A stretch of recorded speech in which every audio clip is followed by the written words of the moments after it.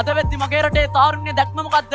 ඒක තමයි රටේ ලොකුම ගුවන්තොටුපොළ වෙච්ච කටුනායක බණ්ඩාරනායක ගුවන්තොටුපොළේ මගේ පරණන්තේ බංකුවක වාඩි වෙලා එයා ටිකට් එකේ පාස්පෝර්ට් එකේ ෆොටෝ එකක් ගහලා good bye ශ්‍රී ලංකා කියලා Facebook එකට පෝස්ට් එකක් අප්ලෝඩ් කරන එක බුද්ධි ගලණය වැඩි වෙනවා. ඒ විතරක් නෙවෙයි වෛද්‍යවරු 1489ක් රට හැර ගිහිල්ලා තිනවා.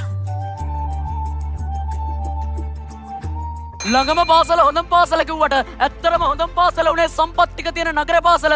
දෙමව්පිය ටික තමන්ගේ දරුවා ගමේ පාසලට යවන්නේ නැති තැනදී ඒ වගේම කිලෝමීටර් ගණන් දුර ගෙවාගෙන නගරේ පාසලට යවන තැනටපත් වෙන්නේ ගමේ පාසලේ ක්‍රීඩා ටික නැහැ, ක්‍රීඩා පුහුණුකරුවා ටික නැහැ, තාක්ෂණික පහසුකම් ටික නැහැ. ඒ වගේම තමයි පුහුණු ගුරුවරු ටික නැහැ. අන්න කරුවියතුනේ නිදහස් අධ්‍යාපන ප්‍රතිපත්තියෙන් අපේක්ෂිත නිස්වලයක් වෙච්ච සම්පත්වල විෂමතාවය තියෙනවා කරුවියතුනේ. සම්පත් නිසිලස බෙදිලා නැහැ. සමාන ප්‍රවේශය නැහැ.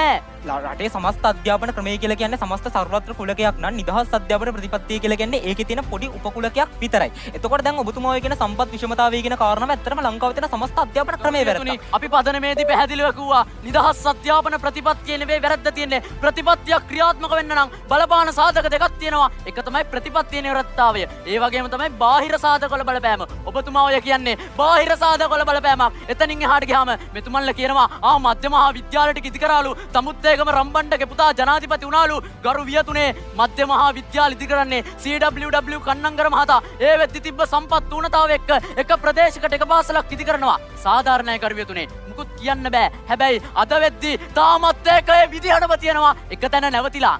ඔබතුමන්ට අවස්ථාව. ලංකාව මෙච්චර කල් ආපු ගමන ගැන ඇත්තටම අපිට සතුටු වෙන්න බෑනේ. අන්න එතනදී නිදහස් අධ්‍යාපන ප්‍රතිපත්තිය නිසා ලංකාව මේ වෙනකොට තමන්ගේ පණ කෙන්ද ගැට ගහගෙන යනවා. අන්න එතනදී නිදහස් අධ්‍යාපන ප්‍රතිපත්තිය පිළිබඳව අපිට සතුටු වෙන්න බෑද? ඍජු උත්තරයක් හා අපිට ඒ පිළිබඳව පැහැදිලි කිරීමක් ලබා දෙන්න. අපි සරලව කිව්වා ප්‍රතිපත්තියේ ගැටලුවක් නැහැ. ඔබතුමා පදනම අහන් ඉඳලා නැහැ. ගැටලුව තියෙන්නේ ප්‍රතිපත්තිය ක්‍රියාත්මක වන භෞතික සාධකවල. ඒක සම්පත් විෂමතාවයක් වෙන්න පුළුවන්. දේශපාලනික පරිහානියක් වෙන්න පුළුවන්. එතනින් එහාට වෙද්දී ගරු වියතුනේ අද වෙද්දි මගේ රටේ තාරුණ්‍ය දැක්ම මොකද්ද?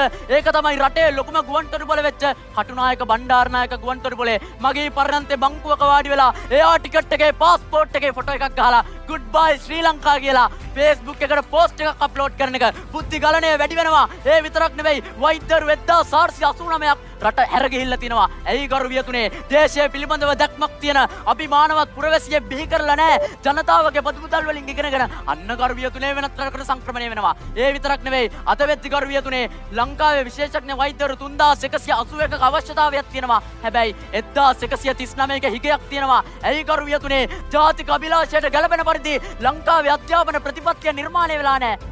අධ්‍යාපනයේ ඒ බාහිර සාධක ටික ක්‍රියාත්මක වෙලා නැහැ. මොකද ප්‍රතිපත්තියක් නිර්මාණය වෙලා ඒකේ තියෙන භෞතික සාධක